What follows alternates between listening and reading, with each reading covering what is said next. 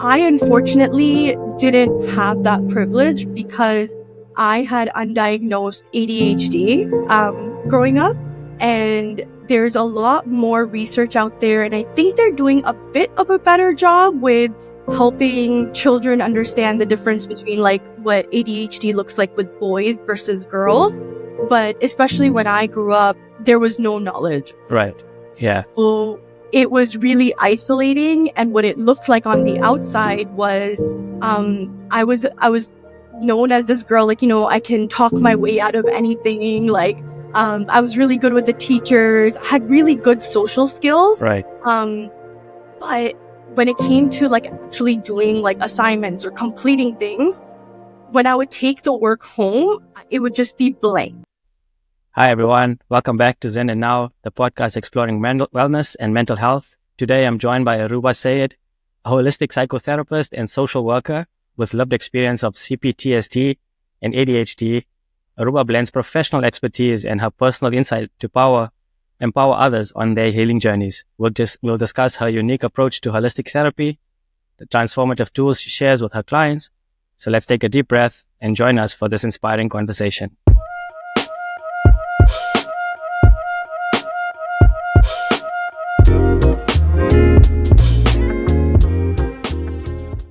Welcome to the show, Arooba.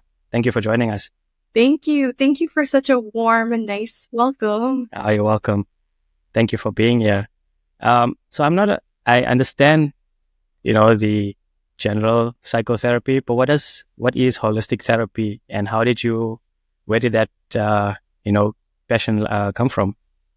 Yeah, so holistic psychotherapy, I come from a background of social work, which I found to be really great because it kind of already incorporates like the holistic sense of psychotherapy.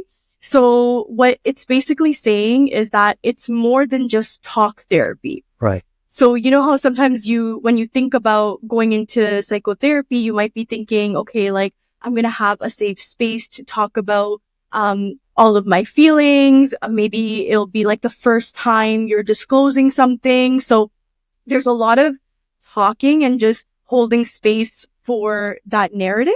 Right. But when it comes to the holistic piece, I think for myself, it's looking at all of the different social determinants of health. So it's not just looking at you as an individual and just your brain, as in it's like just your problem. It's looking at it from a lens of community. It's looking at it from a lens of, so what are your finances like? What are are you able to work? Where do you, which area do you live in? Do you feel supported by your community? Do you have people in your life that you can go to and you can turn to? And it also looks at like your body, mind, and soul. So I think like it's just like the whole human experience as opposed to like an individualized approach of your you have anxiety, for example. So go fix your anxiety. You're just right. And like these are some worksheets, or these are the things that we can talk about to get rid of that anxiety. It's more of, okay, like looking at your current position, helping you get into the present moment, but also acknowledging that this anxiety is a message, like it's telling your body something. So what's been going on, right? So it's like coming from somewhere, look at actually going back to the root cause, like really going back to that to actually deal with it. Like you said, on the face, you can just say, like you said, just go and deal with your anxiety. But what is actually causing it, and, where we can stem the flow to actually, so I understand. Okay. I get what you're kind of saying right now. So it's like actually looking at it from a holistic perspective, not just your surface level.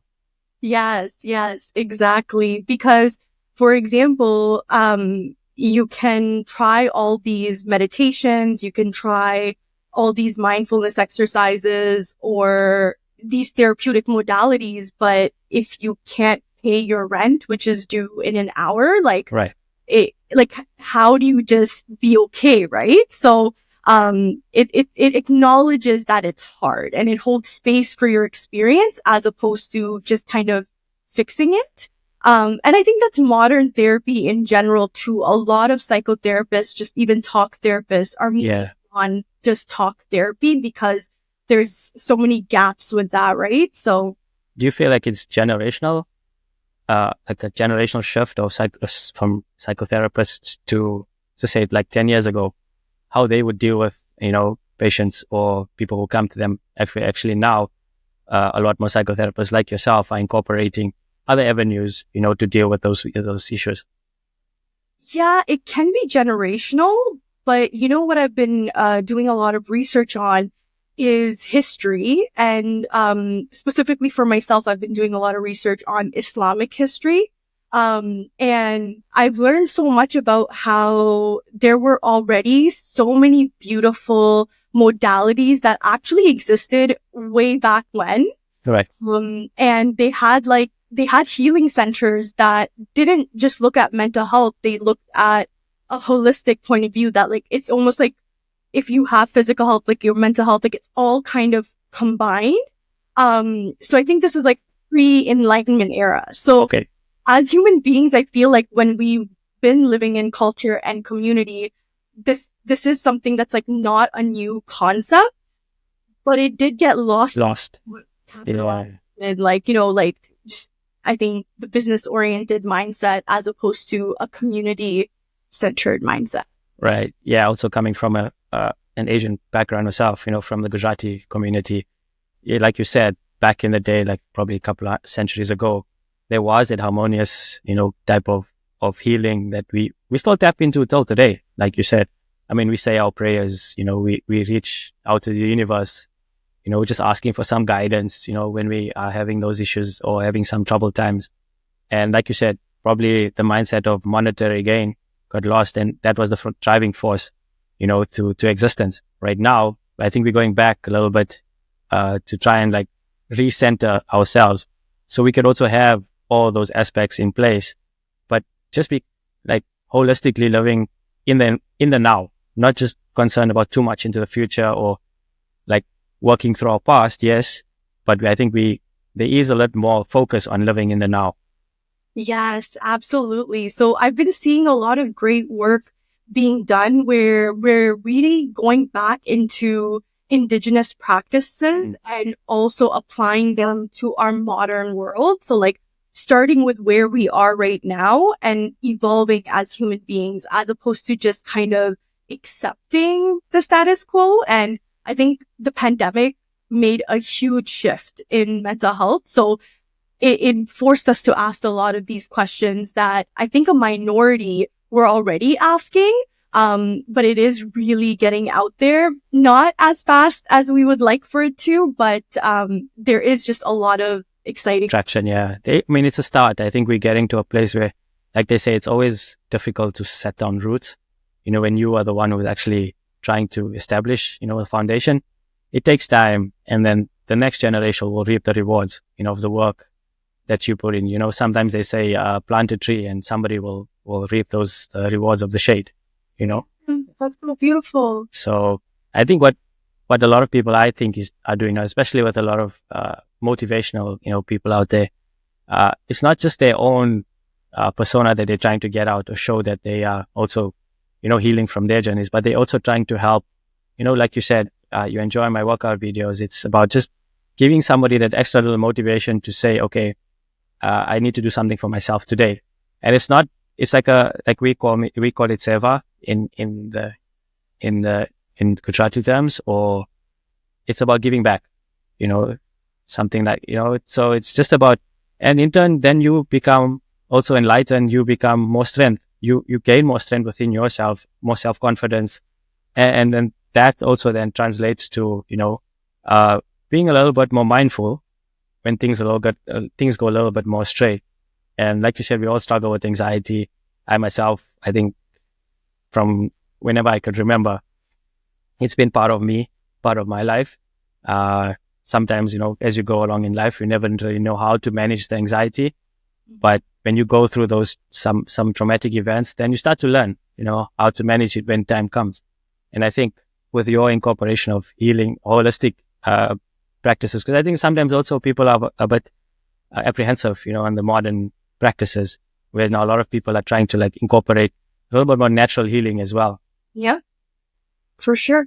No, I really like what you said about your experience with anxiety not being easy. And I think it's really a testament to yourself of the fact that you were able to find different practices. And I can see how you pull from your culture, you pull from your soul, like you pull from so many different aspects of yourself. I unfortunately didn't have that privilege because I had undiagnosed ADHD, growing up, and there's a lot more research out there. And I think they're doing a bit of a better job with helping children understand the difference between like what ADHD looks like with boys versus girls. But especially when I grew up, there was no knowledge. Right. Yeah. So it was really isolating. And what it looked like on the outside was, I was known as this girl, like, I can talk my way out of anything. Like, I was really good with the teachers. I had really good social skills. Right. But when it came to like actually doing like assignments or completing things, when I would take the work home, it would just be blank. So like, I just could not do it. And like, there's a huge piece about executive dysfunction with ADHD. Are you familiar with the term? Yes. Yes. Yeah. So basically for the viewers who are not familiar, it's basically the concept of, you can pick up this pen easily. You're just like, okay, I'm going to pick this up. But executive dysfunction looks like you need to pick up this pen and you're just thinking about the pen. You're just like, I need to pick it up, but I can't pick it up. Why can't I pick it up? And then it's just like, was it this? Was it that? Like, and then you're just brain goes spiraling. Yeah. It's just like, all you had to do was pick up the pen, right? Mm-hmm. So that was basically a lot of like my life where I was really misunderstood. Okay. Because it would look like laziness on the outside, but inside it's like, and people say, You're really trying, but there's just something that's not working. Yeah. So people are just saying like, oh, you must be lazy, or like just work really hard, like the superficial, like surface level stuff being thrown at me. So I internalize that as I am lazy and I just don't want to do it because I'm a bad kid. Right. So that's really what really pushed me to find out what's going on with me, because it's not that I didn't care. I cared too much. And I didn't know what to do with that stress and all those feelings. So that was kind of my journey in getting in here. Okay. Yeah. Given that, our parents never actually really understood these kind of aspects of life. I think maybe that's why I think a lot of us in this generation are trying to now kind of like figuring out how things work or how things should have been, dealt with. But I think, we take it day by day. We learn every single day from our experiences. We don't get it right all the time. Mm-hmm. We also have to be kind to ourselves. And I think I struggle with a lot of like perfectionism growing up as well. Trying to be doing the right thing all the time. And when something didn't actually really go my way, I'd become really anxious or like frustrated, feel angry about it.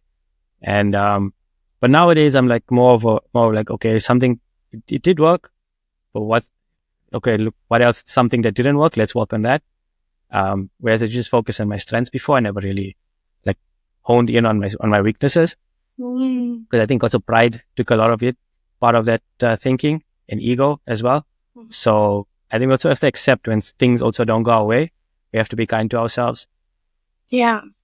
No, absolutely. And I think even beyond pride, it's like, why were you only focusing on your strengths, right? Because anytime we were vulnerable, like, for example, I'm telling teachers, I'm telling my parents, I'm telling everyone, I just can't do it. Like, I sit there. It's not like I was partying. Like, it's not. Yeah. I was just a cool kid that I was doing cool things that I can get into trouble for, and it was worth it. But I was sitting there in anxiety, just staring at a piece of paper. And then slowly it would be like, okay, like finding ways to like work around that. So like like, I remember putting earpods in and like just listening to my little iPad and was it an iPad back then? I don't even know. Yeah, I think, yeah. It was, but it was like the tiny one. Yeah. You hit it. iPod. Yes. iPod. iPod. Yes. Yeah. So like, then you start to lie and then you start to do things because you're just not being understood, right? So why is it that we haven't been taught about our weaknesses and how, or like even the word weakness too, like instead of looking at it as that, like Challenges, right? Like yeah. even reframing, because again, we're whole. So those weaknesses or challenges actually make the strengths even bigger for us, right? And I used to think a lot about it from a lens of, like my immigrant parents didn't know any better. And there was a lot of anger towards them too, because it's just like, be better, do better, right? Yeah, yeah. But then there was later came with compassion of like even seeing them. They're also living this life for the first time and trying to figure those things out. Yeah. Yeah. And like, I think I also think back to school systems, like teachers as well, right?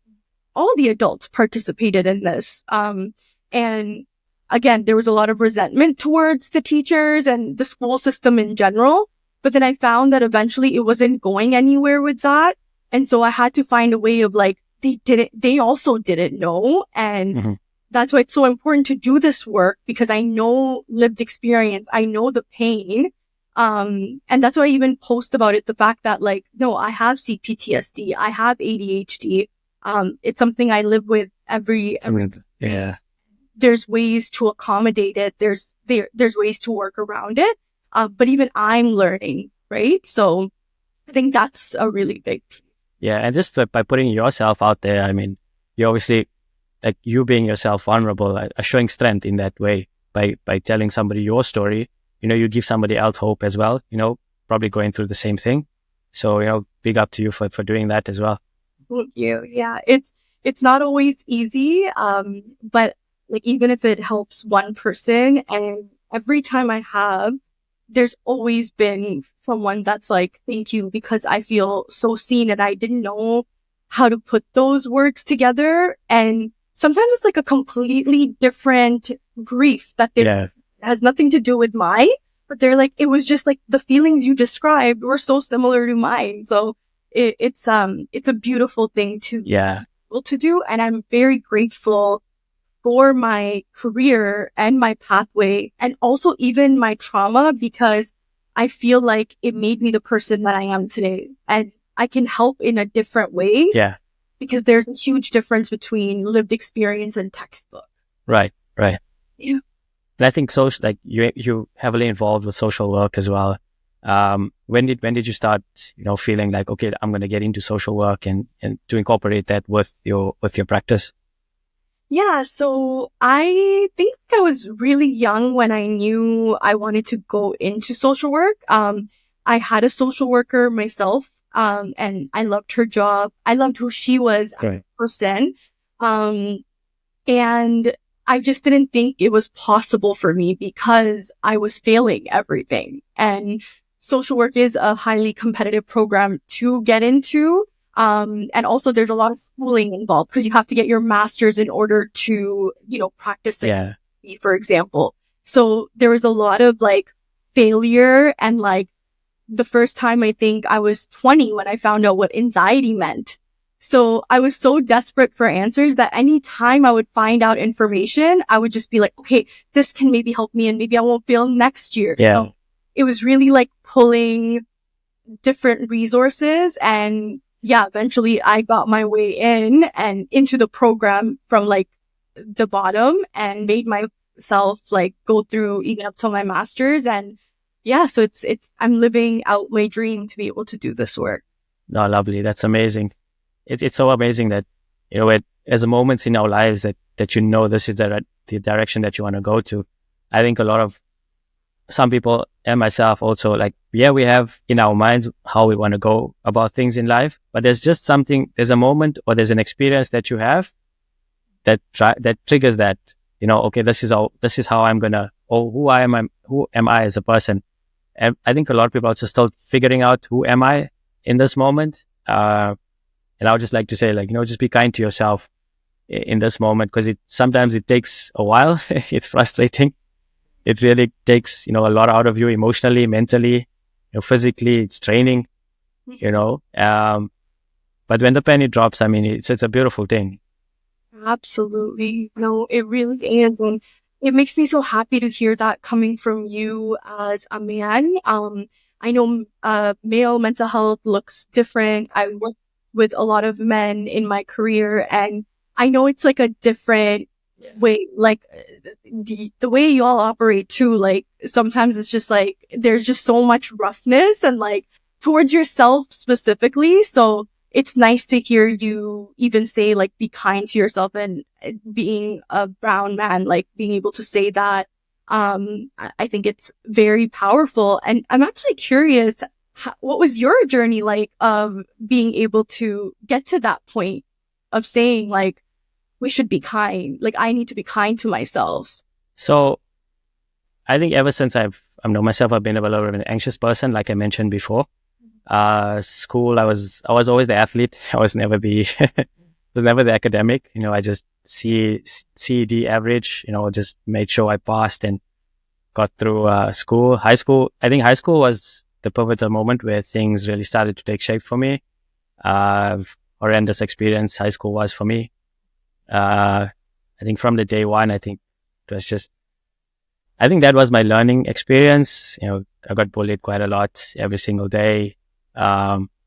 Lost a lot of self-confidence, lost a lot of, that willingness to go to school, and do my best and give my best every single day, because I was just afraid of what might the day look like. I was just like getting towards the end of the day. But thankfully, I had an avenue of sports that kept me grounded, that kept me away from all the bad stuff. Mm-hmm. Because that was like really focused community, brotherhood kept me going.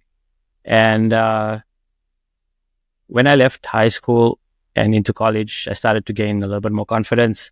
I found a group of friends that were really supportive, that, there was no judgment. People were actually, kind to you. And then, entered my after college, entered the workforce, and then similarly, just anxiety of, the next phase of life, and then relationships and all of that as well. And then I was also a couple of years, I got married, 2012. And then in 2018, I had ups and downs with kind of family issues and stuff. I didn't know how to manage, those expectations of myself, and, made a lot of mistakes. And it's just really hard on myself. And I just felt like, something is not right, and just started spiraling down the wrong avenues. I was actually admitted into hospital for like 2 weeks. Actually like 6 months prior to actually leaving South Africa to come to Canada. So, and I think that visit actually opened my eyes, and that's when I knew I needed to do something, not just for myself, but in general. I knew this is the path that I needed to take now, is actually bring light into how devastating it can be if it's not dealt with in a way that's healthy. Because you don't want to end up in a place like that where, there's just despair, and there's just anxiety, and there's everything that people are actually suffering. You actually see it firsthand. Yeah. You yourself are going through your own issues, and yet now you're spending time with 2 other people, 3 other people, or a group that's actually going through something differently. I mean, the energies are not great. But coming out of there just humbled me and allowed me to see life differently. And I think knowing that I've always been a helper, I've always been somebody who's helped people along the way, ever since I think I was 3 years old. And I knew that this was my calling, is to help where I can, even if it's not in a physical way. But that's why I started the podcast as well, just to get the message out there, and whoever is requiring some, support, emotionally, or just listening to your experience, it can help them. Wow. That's That's so beautiful. Like even in kind of hearing your story, how it started, you're so resilient. And thank you so much for sharing, not only with myself, but putting all of this out there in the public. Again, not easy to be vulnerable, but it does go a long way, because I think we minimize experience, like even such as bullying, right? Like in high school, oh, everyone goes through that. Yeah. Or like everyone has anxiety, everyone has this, right? But like, no, like, just because you're saying everyone doesn't mean there is an impact on the human body. Yes.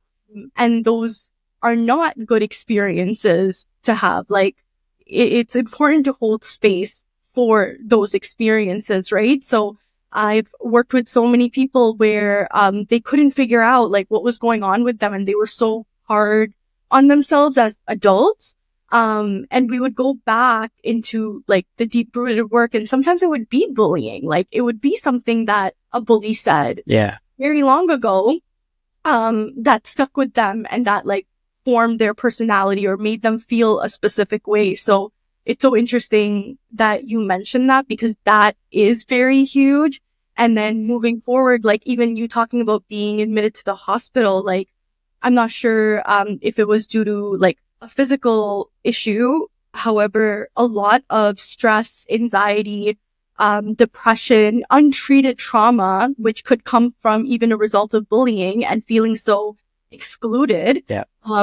It does result to physical manifestations, right? So it results in like different parts of your organs, your body, like really being impacted, and people do end up being hospitalized.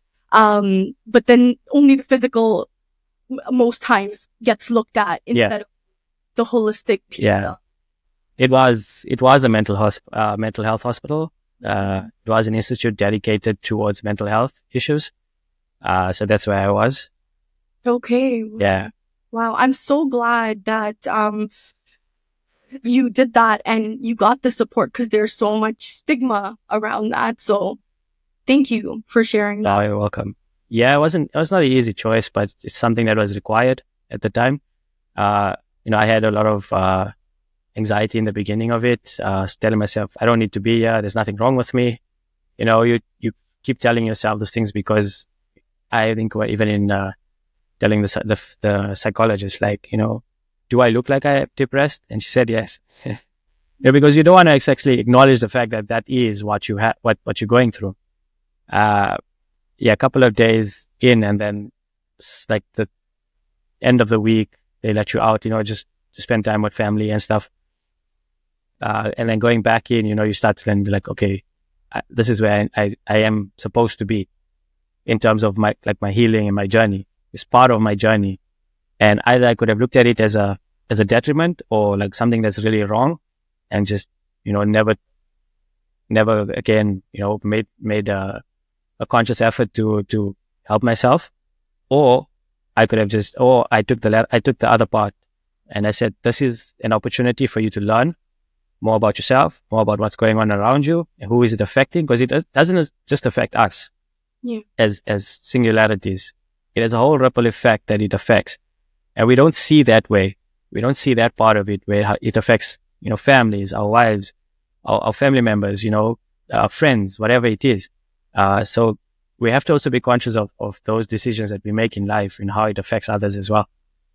No, absolutely. Again, like, notice how you're bringing in so much about community. Like, even when you said like you were doing better, you had like a group of people, like your friends, that really pulled you out of it. That was one of the first things you said, that pulled you out after high school. Like you gained more confidence because you had a sense of community. So I think that that's so important to even say, and to even be like accountable to, yes, your behaviors, your actions, like even your mental health, and when it's untreated, like what it does to your loved ones, right? Yeah.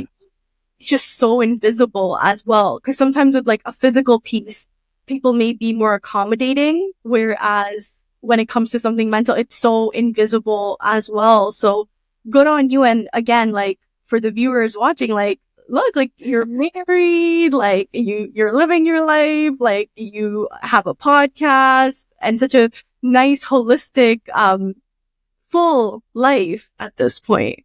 Yeah, I mean, thank you for that. I appreciate that. And I'm sure like you've come across a lot of success stories as well, like people that you've, guided and coached along. And that's all I think that's what it is about, just getting somebody back on their own 2 feet. Yeah.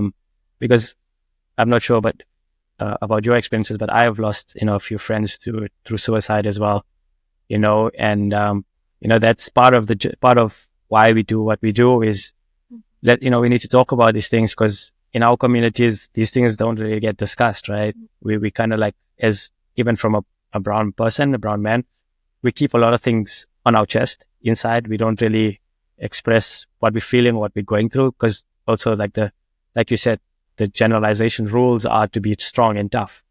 Yeah. Just get on with it, just go on with it.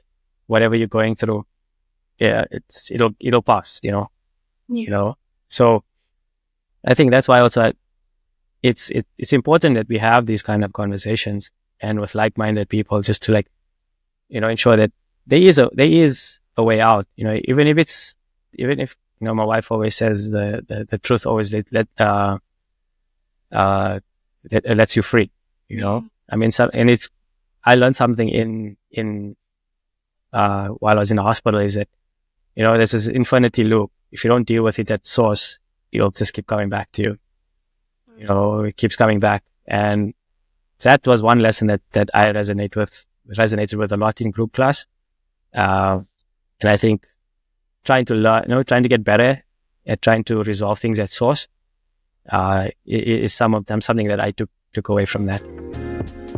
Don't go anywhere. We'll be right back after this short break.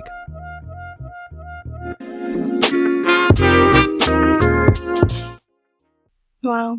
No, that's really powerful. And I think it's so important to recognize that it can always there's always pieces that can come back, right? And that's why maintenance, that's why having a community to lean on, sharing your experiences, because when sometimes you don't know what you're even dealing with, right? So sometimes it is other people that will notice hey, Arooba's not showing up the same way that she used to. Right. I'm noticing she's a lot more quiet. Again, I may not even have known that because exactly I'm surviving. So I'm just I'm completely fine. But then, yeah, you're in fight or flight mode. Yeah. So community is really big in that. I can definitely see those pieces. And within the Islamic community, where do you see the faith in terms of general mental health? Where do you see them? Is it are you say progressing? Are we Yeah. So honestly, I've been seeing a huge shift in the Muslim community. Right. And it makes me so happy. I'm so passionate about this because for the longest time, honestly, I didn't feel like I belonged in my own community. Why is that? I think just being a child of immigrants, I think the word sometimes you could put to it is now it's used as spiritual abuse. So I am a survivor of spiritual abuse.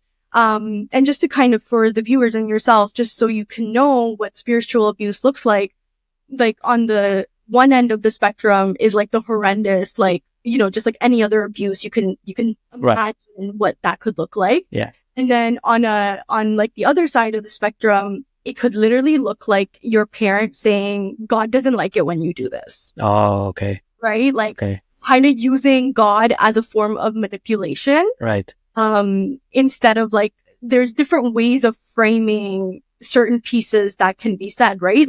If you think about prayer, you think about all these different pieces that are embedded in our religions. They're so beautiful. They're to help you be grounded. Yeah. They're for your benefit, and they're so rooted in self-love. But I feel like myself and a lot of immigrants, children of immigrants, there's a lot of learnings from a space of fear. Okay. So I felt like I didn't know if I was doing things right. sometimes when you would be asking questions, it would be like, no, you just need to have faith. Like, what do you like, Why are you asking? Yeah. what are you asking? Yeah. So there was a lot of those pieces, that came about. And I just felt like, oh, like maybe I'm not like, I don't belong here. And then you start to kind of fade away from the rituals, the practices, all of that stuff, because you're just like, there's so much shame that surrounds that. Right.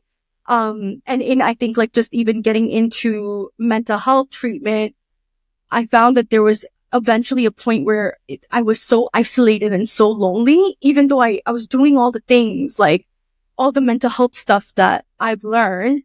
And that's what brought me into more spirituality and was really learning about spiritual abuse. And I know that your question was about like where this is going now.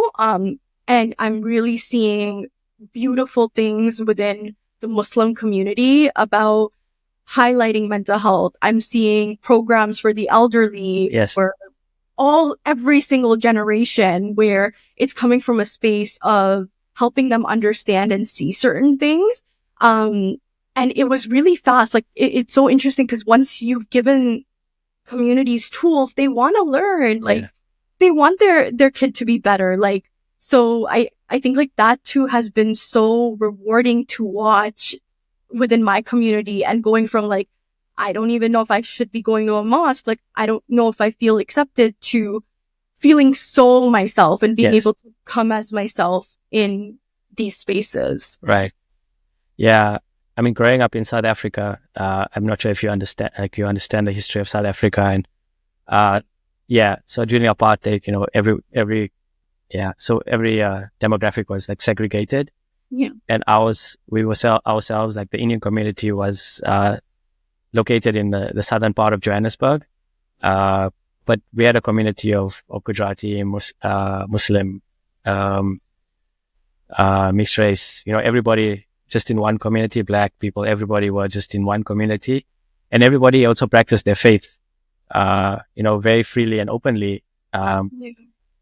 And I think that's where I see the difference coming from those, kind of communities, where in Canada, it's not as,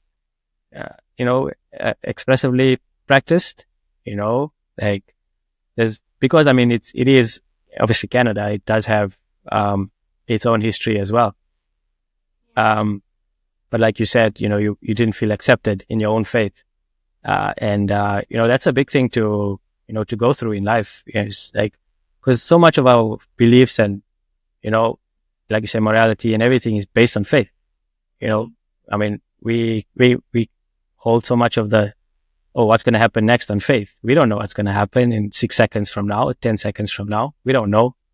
So, to actually, lose that part of yourself it was really challenging. And, I hope it's getting better for you.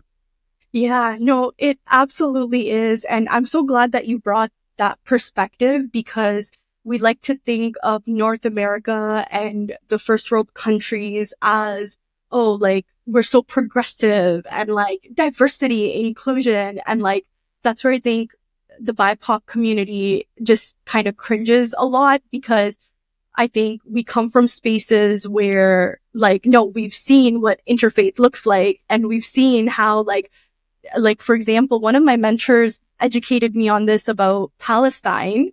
And I really look up to him. He's such a kind soul. And he talked about his experience of, living in Palestine as a minority, as a Christian.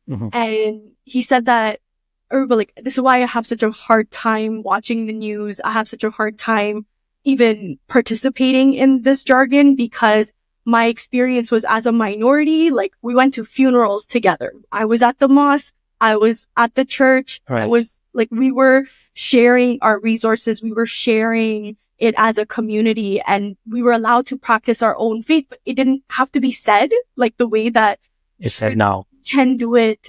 But like, it's like, can we?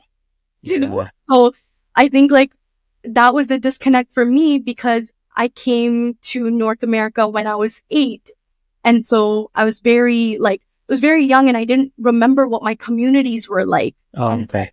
There were minorities. I only thought for the longest time that there was only Muslims in Pakistan. Mhm. And then I learned later that like, no, there's Christians, there's Gujarati, Hindu, everyone. yeah, there's so many different types of races, and religions. And again, there is still like a lot of stuff to not to dismiss what is happening in India, not to dismiss Yeah. in Pakistan, because it is ridiculous and I don't stand for it.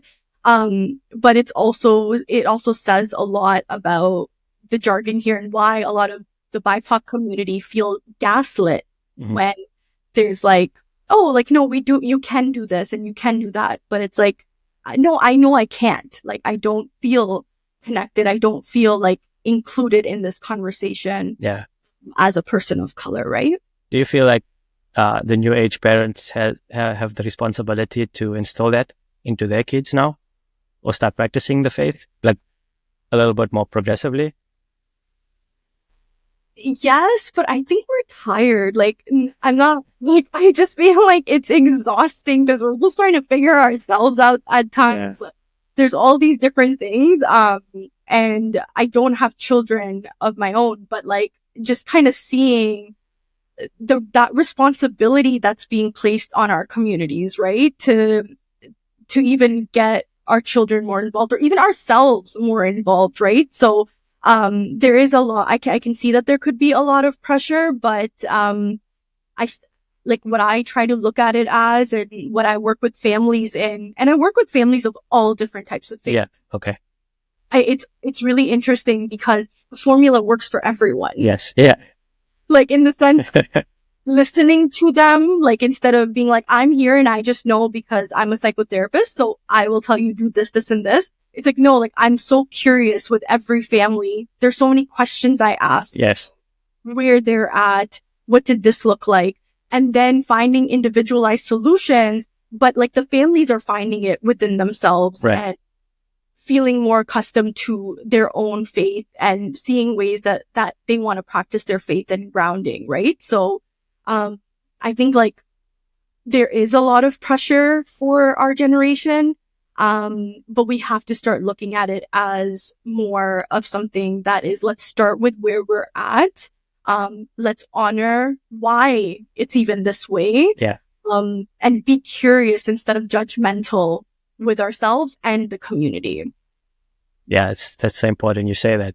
I actually didn't, thank you for educating me on that. I didn't actually, think about it, that our generation is taking on so much at the moment. Sometimes there's just not enough to give back, but I think also it's important for us to also, just like you said, again, be kind to yourselves. A lot of it is now expected as well. Expectations are so high nowadays. It really becomes a daunting task, just to actually just give yourself away to so many things when sometimes you just need a little bit more left for yourself. Yeah. Yeah. To that point, I think it's like we're in the age of so much information. We have access to so much and there's beauty in it. Like there's beauty in being able to access certain things, having access to technology. At the same time, we also have to look at it critically of it's also making us more scattered. It's like making us leave our bodies and letting other people, other things think for us as opposed to coming inwards and like asking ourselves, like, what are our needs? Like, what is it that, is going on for me right now? So I think that's a big thing too of, like you said, there's like so much, especially even about mental health. There's like, oh, like wake up at this time, and then you got to work out and then you got to do this. And then it's just like, tell a single mom that, like, okay, that would be nice, but it's a challenge.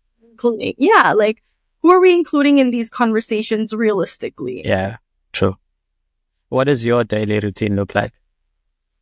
My day-to-day routine, right now I'm in the middle of like constructing a new one. Okay. Because change is good. Change is good. Out. Like I've tried so many different things. And this one's just not, been working out anymore. It did until it didn't. And I think that's the big key to take away is that we can get attached to routines, attached to ideas, but like there's seasons for a reason. right? Yeah. As a woman, we work from like a hormonal biological clock, like looking at our own pieces, right? So, I've been honestly practicing being more free. Okay. And waking up with like spending more time with myself, whatever that means. And sometimes that means that, I need to just rest. And it just means that I have no clue what my day will look like. And that's okay. And then there's some days where I have a lot more energy and it's more structured and things just flow. So I'm just in the middle of it, but one thing that really works for me is I see my clients from 2:30 p.m. to 7 p.m. and then I have a half an hour break in the middle. As a therapist, that's really helped me because I can spend the entire day figuring myself out and figuring out what are my needs. Like, have I done everything I need so that I can show up as the best version of myself for my clients, because I don't take my job lightly. Yeah. So even having the luxury of being self-employed, being able to get to that space where I can even do that for myself has been so helpful. Yeah. Going back to what I said, what you mentioned is you being the best version of yourself for your clients. Like, if you didn't take care of yourself, you wouldn't be able to do that. I think that's where a lot of us struggle, where we give ourselves, to work 90% and there's nothing, 10% is just, lingering. But that's why being, what I'm trying to say is having time for yourself is not selfish. No. It's important for you is actually to give yourself to that next task 100%, and then when you're done with it, then you take back the 100%, and then that's how it goes along. But it's not selfish. I think a lot of people feel like it's being selfish if I look after myself, or I'm going for a run right now at this point, at this time. It's not about that. It's just about you re-energizing, like a Duracell bunny, you have to sometimes, change the batteries now and then, to recharge. And that's what it's all about. It's not being selfish. I feel we have to also recharge. Like an electronic car nowadays, if you don't charge the battery, it's not going to run. Yeah, I think it's really like like you said, even calling it like electronic batteries, right? Like that sentence makes sense to so many people and so many of us, because it's like we've been kind of trained to be a robot at this point. Like, we're basically living to work instead of working to live. Like, it's just ridiculous, right? So I think it's so important to look after yourself first, be able to nurture yourself. Again, it's such a space of privilege, because I knew not too long ago that couldn't be my reality, right? With how the systems that we're working in right now, that's really hard to do. So finding ways, and I think we need to all come together, and resist the current structures that are in place, the current systems that are in place that are not working. And I'm not just saying like tear it all down, but look at it and start from where we are, but also consciously work on bettering these systems that are not working for most of us. Yeah. I mean, South Africa, like our upbringing is just like that, it's a rat race. You just mundane stuff all the time, and there's not a lot of creativity, in our lives, and a lot of time for ourselves, because we also lived so far away from work and we had to commute. There was no remote work at that point in time, so you wake up 4:30, 5 in the morning and you're traveling an hour to work, just to miss traffic. If you get into traffic, it's two hours, You go through the 8-hour day, then you come back 7:30. Where's the time for yourself, because you're mentally and physically exhausted. Yeah. But what I did see when I did see a difference when we moved to Canada, I myself personally, from my own experience, is that having obviously the option, we have running trails, we have biking trails, we have the water, we have parks, spending time, because in South Africa it's very dangerous. You can't really spend an X amount of time out in public because of the security and stuff for your personal self. Yeah. But over here, you have a little bit more of a personal space where you can go and clear your mind, just sit by the water, watch the sunset or watch the planes, land at Bali Bishop or, go for a walk, get a coffee, come back, I think coming to Canada has changed my life in that sense of being able to like look after myself a little more than I did actually prior to coming here. Yeah. Yeah, no, it is. I always battle with that too, because I see the privilege of living here.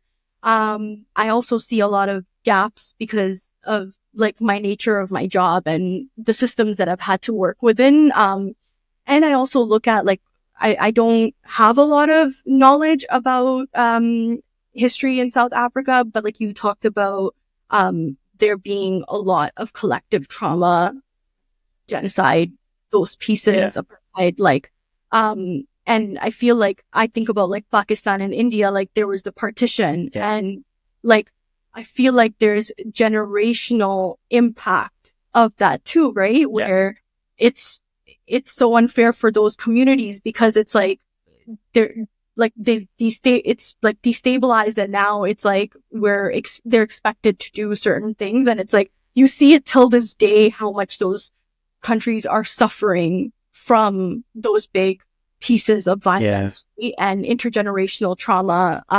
And I think like with Canada, one of the things that I really look at as well is like our Indigenous communities of like how we treat First Nations. First Nations. And, it's just like, again, it's like there's spaces here that there's not enough clean water, like, so there's those pieces that I really struggle with as well. Cause it's like, I recognize my privilege of like, like I can do that. But at the same time, honoring space for like, at what cost? And which again, who is not at the table? How do we collectively heal? Because until we're all healed, I think we're all suffering in our own. Yeah. Right? Saying that, like, what's something or an advice would you give to somebody who's actually now ready to come to the table, and start their journey? What advice would you give them? Before giving any sort of advice, I just always have so many questions. Because again, I think that's also really important to note is like yes, I am considered an expert and I would say I'm an expert in mental health. However, anyone coming to the table, they would be an expert in their own lives, right? So, I think it's great that I have that title, but like who are the leaders that are actually asking you what you need first, right? Versus like just being like, okay, cookie cutter approach, just do these things, or like, I think this is the thing that you need to do. So, like I really hold space for learning first and then figuring out like, oh, I'm seeing those patterns. And as a psychotherapist, as a social worker, I know that there's these tools that have helped others in the past. Right. Right.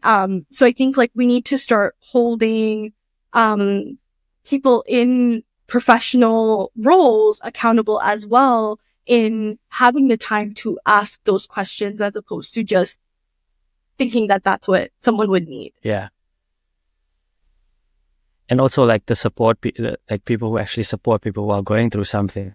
I don't think that's spoken about much, because someone wouldn't know in that position how to support somebody going through anxiety, depression. Like what do you give? How do you give any advice or tips, that somebody else who needs to support somebody that's going through that? What would you do for them? I think one of the biggest pieces I've learned in seeing others, like also like having the knowledge and then seeing, because I'm in touch with humans. So seeing like people I care about, and just people even within the community that I care about, like how do I help when I know, like I'm seeing something, I'm noticing something. And I think that what's really helped is being curious. So, and in a very compassionate manner, because maybe that person is not ready here, right? And maybe that person is not okay with questions. They don't want to be checked in on right? So how do we make it like the least amount of intrusive as you can. So I think it's just leaning in with compassion of like, hey, like I've noticed, like, this is happening. Are you okay? Okay, yeah. We'll need to talk about it with me, like kind of explaining their rights, because in that moment they may be really vulnerable and they may not be able to explain why they're so upset that you've even asked that question, right? So, but just knowing that there is somebody there who is actually, taking notice and, doesn't want to fix it, but it's just there. Yeah, like just letting them know that you're seen. Yeah. Like, I see you, I hear you, and at the same time, you are your own best expert, and I trust that you're gonna come to me when time is ready. Yeah. Timing is everything. Yeah. But to your point, sometimes when you're in that vulnerable state, you don't know what you need, right? Yeah. So just even having someone say that, I think goes such a long way. Because it's not intrusive. It's not saying like, tell me what's going on because I see this, right? Because that can most times be very intrusive for people who may not be there yet to even talk about it, let alone even know themselves what's going on, right? So it's just the arm around the shoulder kind of thing, Yeah. Supporting you along the way. Yeah. Yeah. No, Arooba, that's very helpful. And I think a lot of people would take note of that. Because I think also we don't know how to approach, confronting something like that. A lot of, my family space didn't know how to do that. Probably still don't know. It's not what we say, it's how we say it, So thank you for sharing that. I appreciate that. And going forward, like, anything exciting, from your end, any workshops, anything, on the horizon, you're looking forward to? Yeah. There are a few projects that I'm working on right now, and I am shifting from more of an individualistic, because right now I see clients one-on-one. I think the past couple of years I've been really curious to make it more community centered. Okay. I'm missing community work, and I've been a part of a lot of different communities. So I do want to do something, and I have a few projects and ideas. And I'm really excited about it because I can literally like just sit there and just think and brainstorm. So, I have my own pieces there where I hope it moves forward and it can actually be created. But yeah, very much community driven, a heavy focus on the BIPOC community, and for people to be able to come as they are from all different walks of life, hopefully. And how can people get in touch with you? Yeah, so my Instagram is Sukoon Therapy. And I can give you. Yes, I will add all the information into the description. So guys, if you have a look, if you need any information, it will be in the description below. Yeah. Okay. Perfect. That would be great. Okay. Appreciate that. And lastly, before I let you go, what's your vision? Or where do you see mental health and therapy going? I feel like going more into a collective space. Okay. I feel it really going into addressing and leaning into Indigenous practices. And again, like very community oriented instead of individualized pieces. So I'm really excited to see where it ends up going, but I'm hopeful. And I feel like we're evolving and hopefully in the right direction. I think it's moving nicely in towards the right direction. Just needs a little bit of shifting here and there, but I think it's on the right track. And thanks to professionals like yourself, we're in the right direction. Yeah, thank you. Thank you so much for saying that. And also thanks to people like yourself who are putting yourself out there. And it's a Sunday, like for you to even devote this time. It's very meaningful. And again, like just representing brown men as well. Thank you. It's so powerful. So keep doing what you're doing. I appreciate that. Thank you so much, guys. Thank you so much, Arooba, for sharing your story. I really appreciate you taking the time. Like you said, it's a Sunday. Also for you for taking the time out. I really appreciate it. And I think the listeners will too. And I look forward to, reaching out and connecting again in the near future. And I can't wait to see what the future holds. And I wish you all the best. Well, likewise, thank you so much for having me here today. It was an honor, and even hearing about your experiences. So please keep me posted. I will. I know you live in Toronto, so if there's anything that you feel like, we could work together on with, just keep me posted. It would I be will. great. Thank you so much, Arooba. But yes, guys, You too. Take care. take care. Bye. Bye.